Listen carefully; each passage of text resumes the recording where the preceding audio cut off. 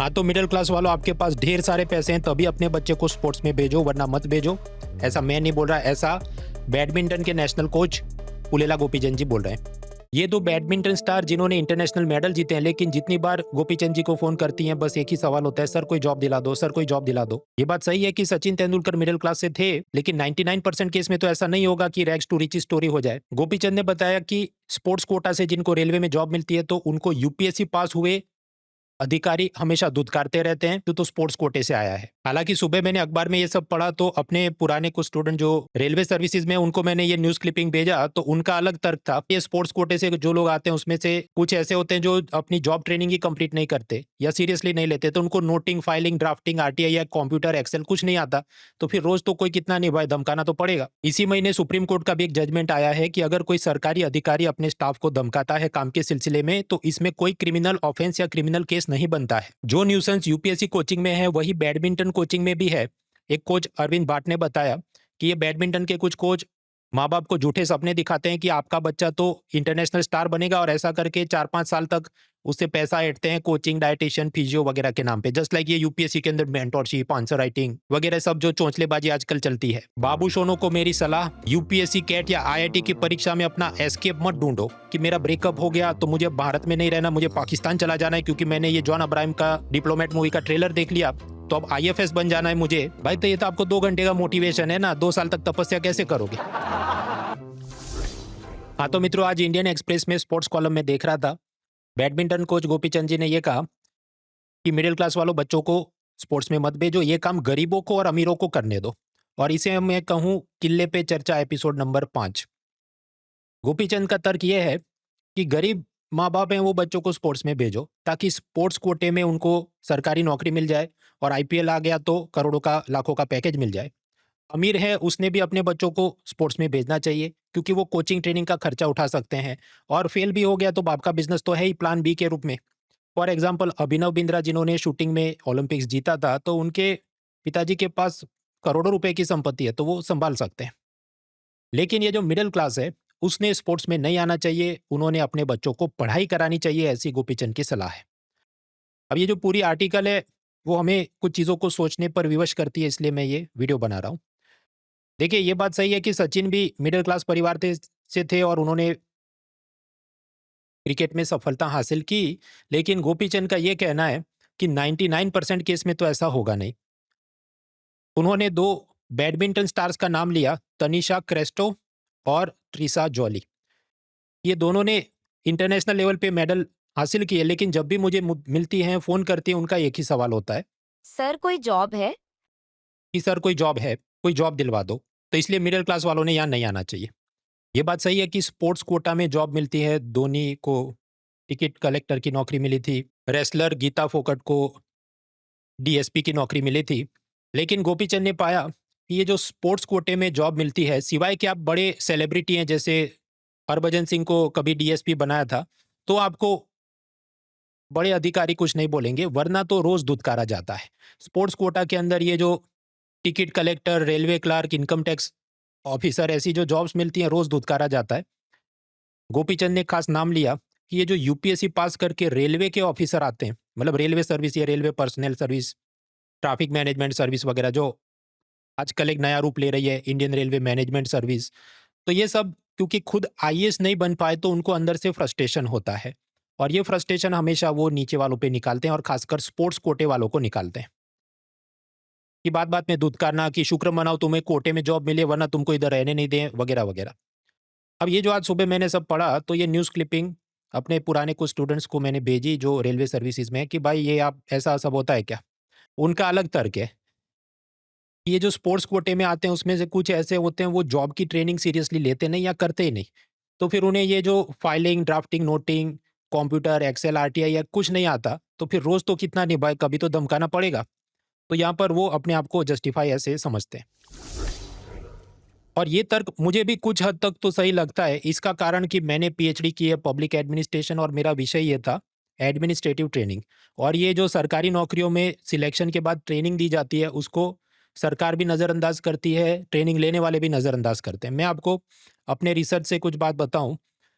गुजरात में state service में ये जो प्यून, ड्राइवर, क्लर्क वगैरह जॉब्स में पिता का देहांत हो जाए नौकरी रिटायर होने से पहले, तो उसके बेटे-बेटी को उसी नौकरी में रखा जाता है, बिना मतलब नया एग्ज़ाम लिए। उसको कहते हैं रहम-राह पे नौकरी दिया गया। अब ये जो रहम-राह पे नौकरी मिला तो उसको भी जॉब की ट्रेनिंग तो कंप्लीट करनी पड़ेगी जॉब शुरू करने से पहले।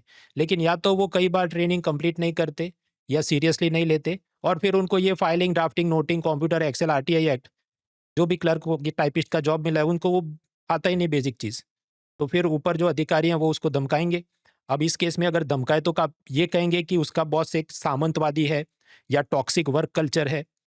इसी महीने फ़रवरी में सुप्रीम कोर्ट में एक जजमेंट आया कि सरकारी दफ्तर में बॉस अगर स्टाफ को डाँटे काम के सिलसिले में तो कोई क्रिमिनल केस बनता नहीं है। ऐसा कोई मतलब किया होगा उसको खारिज कर दिया। मैं ये चीज़ें आपको इसलिए बता रहा हूँ कि अगर यूपीएससी में एथिक्स में इंटरव्यू में कुछ पूछा जाए, वर्क प्लेस रिप्रिमांड मतलब काम के स्थल पे डाँटा जाना या किसी को डाँटना, तो आपको याद रखना है, सरकारी दफ्तर इंडियन आइडल की कचेरी नहीं है। जवाब में एक तरफ़ा नहीं हो जाना है। अब वो तो भई काम लेके बैठे हैं आप, ऑफ़िसर हैं, टीम लीडर है, तो कभी कड़क भी होना पड़े, कभी किसी को डाँटना भी पड़े। आपको याद हो ये जो पूजा खेड़कर फर्जी सर्टिफ़िकेट से आईएएस बनी, तो वो भी सब फ़रमाइशें कर रही थी, मुझे ऑफ़िस का अलग चेंबर चाहिए, मुझे अपनी ऑडी कार पर लाल बत्ती चाहिए, भले अभी मेरा ट्रेनिंग पीरियड चल रहा है। तो उसके ऊपर जो अधिकारी थे कलेक्टर, तो उन्होंने तो सख्ती रखी और अपने ऊपर सब फाइलें भेजी कि भई इसका ठीक करो। तो यही तो ऑफ़िसर का काम है, वरना सब सँभालते ही रहेंगे, नहीं इसको बुरा नहीं लगना चाहिए, इसका दिल टूट जाएगा, तो फिर तो ऑफ़िस चल नहीं सकती। खैर वापस आते हैं मुद्दे पर, गोपीचंद ने बताया कि एक बार मैं मोटिवेशन स्पीच देने के लिए एक एमबीए कॉलेज में गया और उसमें 50 में से सिर्फ 4 बच्चे मुझे बता पाए कि ओलंपिक के इस बार मेडलिस्ट के नाम क्या हैं। तो एमबीए करके जो आगे बढ़ते हैं, प्राइवेट सेक्टर में बड़े पदों पर बैठते हैं, तो वो हॉकी, कबड्डी, बैडमिंटन वगैरह खेल की इज़्ज़त नहीं करते, उसके बड़े खिलाड़ियों के उनको नाम भी नहीं पता। अब ऐसे केस में आनंद महिंद्रा किसी स्पोर्ट्समैन को नीचे जूनियर जॉब दे भी दें, तो ऊपर जो एमबीए वाले बॉसेस हैं, वो तो उसकी इज़्ज़त करेंगे नहीं और उसे हमेशा धमकाते, धुतकारते रहेंगे। तो वर्क कल्चर को सुधारने की ज़रूरत है। इसके लिए गोपीचंद का ये मानना है कि देखो, ये सरकारी नौकरी में स्पोर्ट्स कोटे में टिकट कलेक्टर, क्लर्क वगैरह जो जॉब मिला, उसका मैक्सिमम प्रमोशन होते-होते शायद वो ऑफिस चीफ सुपरिटेंडेंट बन जाए। तो वो वर्क कल्चर सुधार नहीं सकता, उसके लिए तो एकदम ऊपर जो रेलवे बोर्ड होता है उसमें स्पोर्ट्स वाला बैठना चाहिए। तो जो भी सरकारी कंपनियाँ हैं, बोर्ड है, कचेरी है, उसके जो टॉप पोज़ीशंस होते हैं, बोर्ड ऑफ डायरेक्टर होते हैं, वहाँ पर स्पोर्ट्स का कोटा होना चाहिए। अब हालाँकि मुझे इसमें थोड़ा डाउट रहता है, क्योंकि कंपनी एक्ट के मुताबिक तो पब्लिक लिस्टेड कंपनियों के अंदर जो बोर्ड ऑफ डायरेक्टर है उसमें महिला आरक्षण है, विमेन रिजर्वेशन है।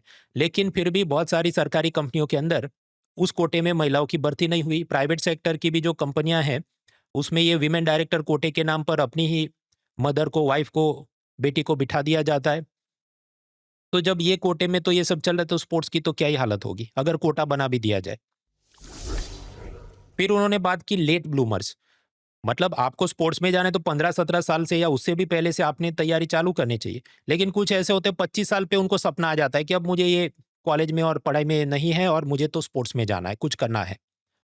और ऐसे लोगों का फिर फ़ायदा उठाते हैं कोचिंग वाले। बैडमिंटन के कोच अरविंद बाट ने कुछ समय पहले एक इंटरव्यू में बताया था कि बैडमिंटन में कोचिंग का न्यूसेंस ऐसा है कि माँ-बाप को और ऐसे लड़कों को झूठे सपने दिखा देते हैं कि आपका बच्चा तो बहुत बड़ा इंटरनेशनल स्टार बन जाएगा। 4-5 साल इसकी ट्रेनिंग लेकिन करानी होगी और 4-5 साल बस उसका कोचिंग, डायटीशियन, फिजियो वगैरह में पैसा ऐंठा जाता है। ये जब आर्टिकल मैंने पढ़ा तो मुझे ये याद आ गया, भई ये तो न्यूसेंस यूपीएससी कोचिंग में भी चलता है। रील दिखा के, मोटिवेशन दे के चढ़ा दो घोड़े पे, और फिर पहले सिर्फ पढ़ाई-लिखाई का कोचिंग होता था, अभी ये mentorship, answer writing, this that करके इतने सारे प्रोडक्ट, वो सब वेडिंग इंडस्ट्री जैसा बन गया। प्री वेडिंग फोटोग्राफी अलग, शादी का एल्बम अलग, फिर वो क्या, बच्चा होना है तो बेबी शावर्स का एल्बम अलग वगैरह, वगैरह। ये जो लेट ब्लूमर्स की बात हुई, ये एक उम्र के बाद इनको लगता है अब मुझे ये दिशा में जाना चाहिए। ये चीज़ यूपीएससी कोचिंग में भी है कि प्राइवेट सेक्टर जॉब में मुझे मज़ा नहीं आ रहा है। अब मैं 30 साल का होने को आया तो अब मुझे यूपीएससी करना है। क्योंकि मैंने कोई ये 12th फेल या ऐसी कोई मूवी या रील देख ली। देखिए, 99.99% केस में ऐसे जो लोग आते हैं, वो बस कोचिंग वालों को पैसा भर के करोड़पति बनाने के लिए आते हैं। कड़वी बात है, लेकिन ये मैं अपने अवलोकन से आपको बता रहा हूँ। उसका कारण ये कि इसके 1-2 अटेम्प्ट बचे होते हैं। अब ये पहला अटेम्प्ट तो इसका ट्रायल एरर में चला जाना है, क्योंकि इसकी फाउंडेशन बहुत कमज़ोर होती है।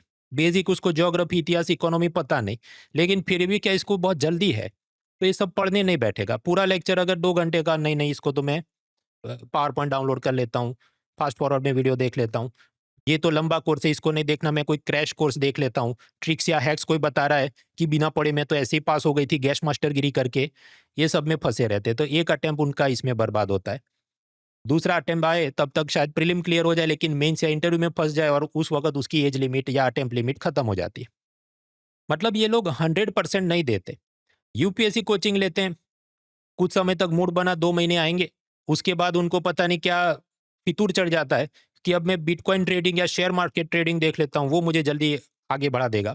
फिर बीच में परिवार की जिम्मेदारियां या कुछ आ जाए तो वो कोर्स भी पूरा नहीं करें, मतलब ना तो यूपीएससी का कोर्स पूरा करेंगे, नहीं तो शेयर बाजार का भी कोर्स पूरा नहीं करेंगे, बस वो कोचिंग वालों को करोड़पति बनाने के लिए आते हैं, 100% नहीं देते। इधर भी अब कुछ लोग कहेंगे कि नहीं नहीं ये जो था उसने ये लास्ट अटेम्प्ट में ऐसा ऐसा किया, आई अग्री विद दैट, पर वो सब सिंड्रेला स्टोरी की बात है मित्रों। सचिन मिडिल क्लास से था और रैग्स टू रिचेस की कहानी है भाई, पर 99% केस में तो ये नहीं हो रहा है ना, और नहीं हो रहा है जिनके साथ, उनको मेरी सलाह है कि आप और सख्ती से मेहनत करनी है तो आओ, वरना बस दिल बहलाने के लिए मत आओ। मैं आपको कुछ डेटा पॉइंट्स बताऊं, 2021 की यूपीएससी सीजन का डेटा है, 65,000 ऐसे पुरुष थे जो 30 साल या उसके ऊपर उनकी उम्र चली गई थी, उन्होंने प्रीलिम्स लिखा, और इंटरव्यू तक कितने पहुंचे, 80 उसके मुकाबले 24 से 26 साल की उम्र के जो पुरुष थे, 76,000 से ज़्यादा लोगों ने प्रीलिम्स का दिया एग्जाम, उसमें से कितने पहुंचे, 161, मतलब लगभग डबल। पिछले वाला क्या था, 80 था 30 साल से ऊपर वाले, और ये इससे डबल है 161, 24 से 26 वाले। तो कंपाउंडिंग इफेक्ट है ये, मतलब I am not discouraging you, मैं आपको बता रहा हूं कि ये कोई एस्केप मत ढूंढो, इसके अंदर मेहनत करनी है तो ही आओ। कंपाउंडिंग इफेक्ट, चक्रवृद्धि ब्याज चढ़ता है, ब्याज पे ब्याज चढ़ता है, तो अगर पॉजिटिव दिशा में ऊपर जाता है तो नेगेटिव दिशा में भी ये नीचे आपको और ले जाता है। बचपन की गलतियां जवानी में परेशान करती हैं, जवानी की गलतियां बुढ़ापे में परेशान करती हैं। देखिए सरकार का तो क्या है, चुनाव जीतने के लिए वो तो ऐसा भी लेके आएगी कि 60 साल की उम्र तक भी आप यूपीएससी अटेम्प्ट देते हैं, दे सकेंगे। मान लो ऐसा वो कर दे, तो क्या पूरी जवानी आप यही करोगे, कुछ और भी काम करना है? मूवी रील देख के कैरियर डिसीजन मत लो, चाहे वो स्पोर्ट्स में जाने का है, चाहे वो यूपीएससी देने का है, या कुछ और करने का है। यूपीएससी, कैट और आईआईटी के अंदर अपना एस्केप मत ढूंढो, मतलब वो करना है तो वो मेरे जीवन का लक्ष्य है, ऐसी बात होनी चाहिए। ऐसा नहीं, ये जो गिटार बजाने वाले बाबू सोने हैं उनका क्या रहता है, अब मेरा ब्रेकअप हो गया और जॉन अब्राहम का ये डिप्लोमेट मूवी का ट्रेलर देख लिया, तो अब मुझे भारत नहीं रहना है, मुझे पाकिस्तान चला जाना है और वहां मुझे आईएफएस बन जाना है। मतलब जो सर्विस का फॉर्म भी भरेंगे तो आईएफएस पहले, फिर आईएएस, फिर आईपीएस, और पढ़ना तो इनको है नहीं। 2 मिनट की रील देखी है, 2 घंटे पढ़ेंगे, जबकि इसमें 1-2 साल लगने हैं एग्जाम की तैयारी में। अंदर से आग लगनी चाहिए, पैशन होना चाहिए। एस्केप के रूप में मत ढूंढो कि मुझे यहाँ जलील किया गया तो इसका बदला लेने के लिए मुझे यहाँ जाना है। Real motivation should be deeper than that. देखिए यूपीएससी, स्टाफ सिलेक्शन बैंक, कोई भी परीक्षा कोई ब्लिंकिट या जोमेटो का इंस्टेंट डिलीवरी नहीं है। इवन एसबीआई में जो फॉर्म निकला इस बार ऐसा था, जनवरी में फॉर्म भरो, फिर उसका प्रीलिम मार्च में होगा, मेंस अप्रैल और मई में होगा, इंटरव्यू मई और जून में होंगे, और फाइनल रिजल्ट तो जून में आएगा। तो जनवरी, फरवरी, मार्च, अप्रैल, मई, जून, 6 महीने लगते हैं केवल बैंक के प्रोबेशनरी ऑफिसर की तैयारी में, मतलब उसका एग्जाम देने में। और तैयारी तो इससे काफी पहले से शुरू की होनी चाहिए आपकी। उसमें भी ऐसा ऐसा गणित पूछते हैं आपकी जो पास स्किल होनी चाहिए, कैलकुलेशन स्किल, डेटा इंटरप्रिटेशन वगैरह। और यूपीएससी में तो ये पूरी कहानी 1 साल तक चलती है। लेकिन ये बाबू सोनों का क्या है, 6 मिनट एक चीज पे इनका ध्यान फोकस नहीं रहता, तो 6 महीने तक तो क्या ही तपस्या करेंगे। देखिए अन अकेडमी है, उसके अंदर कोर्सेज भी हैं, लेकिन आपको मेहनत करनी है और जीवन का आपका ये प्रथम लक्ष्य है कि मुझे यही करना है, यूपीएससी, आईआईटी या कुछ, तो आप आइए।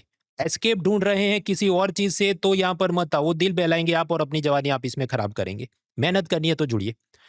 2026 एग्जाम सीजन की मैं बात करूं, आइडियली आपका ऑप्शनल सब्जेक्ट 2025 दिसंबर तक खत्म हो जाना चाहिए। Paper 1, paper 2, previous year topic wise question, उसमें क्या नया पूछ रहे हैं उस हिसाब से मुझे नोट्स भी अपग्रेड करने, ये पूरी आपकी जो प्रोसेस है, you should be done by this. और जनरल स्टडीज के जो बाकी विषय होते हैं, हिस्ट्री, ज्योग्राफी, पॉलिटी वगैरह, 2026 फरवरी तक खत्म हो जानी चाहिए, ताकि उसके बाद मार्च, अप्रैल, मई में सब उसका रिवीजन और मॉक टेस्ट होता रहे। This is the ideal flow. मतलब अभी आप समझो 2025 फरवरी में हम लोग हैं और 2026 की मेंस हम मान के चले अगस्त या सितंबर में होगी, तो करीब 18 मंथ्स 18 महीने आपके पास रहते हैं। आपके बहुत ज़्यादा समय है, लेकिन जब आप गिनने बैठो prelims, mains, GS, optional, theory, current, minimum 14,000 pages आपको पढ़ने होते हैं। 1 घंटे में मैं इतने पेज पढ़ूँ, कम से कम 3 बार रिवाइज करना, ये सब करो तो भी 9 महीने तो ऐसे निकल जाने, और उसके ऊपर रिवीजन, नोट्स को और अपडेट करना वगैरह तो लंबी प्रक्रिया है। इसके बीच कई बार आप बीमार हो जाते हैं, कई बार कॉलेज के एग्जाम है, घर में कुछ प्रॉब्लम है, तो बीच बीच में काफ़ी ब्रेक्स हो जाते हैं, जिसका बैकलॉग भी आपको निपटाना होता है। तो बेहतर है, अभी आइडियल टाइम है, आप जुड़िए। 18 मंथ्स अनअकैडमी की कंटिन्यूस सपोर्ट आपके साथ रहे, चाहे लाइव लेक्चर्स हैं, स्टडी मटेरियल है, डाउट रेजोल्यूशन है, मॉक टेस्ट और मेंस आंसर राइटिंग, सब कुछ at an affordable price of 25,999। बाकी डिटेल्स आपको डिस्क्रिप्शन में मिले। बाकी इकोनॉमी के पूरे साल के करंट अफेयर्स में फ्री में पढ़ाता हूँ हर साल, वो ऐसी विन 25 सीरीज चल रही है। उसका नेक्स्ट लेक्चर मंगलवार 25 तारीख को रात को 9 बजे होना है। उसकी भी सारी डिटेल्स आपको डिस्क्रिप्शन में मिल जाएंगी। इकोनॉमी के जो मेरे नोट्स थे, उसकी पीडीएफ फाइल को अब प्रिंटेड स्वरूप में, और वो भी कलर एडिशन के साथ, उसे अमेज़ॉन पे लिस्ट करने की चाहत है। मार्च के पहले वीक में वो सब काम हो, डिलीवरी शुरू हो, इस सब में भी हम लगे हैं। इस कारण से आप पाएँ आजकल यूट्यूब पे मैं कम दिखता हूँ। बस, तो बाकी मेहनत करते रहिए। All the best, let's crack it. Unacademy. Let's crack it.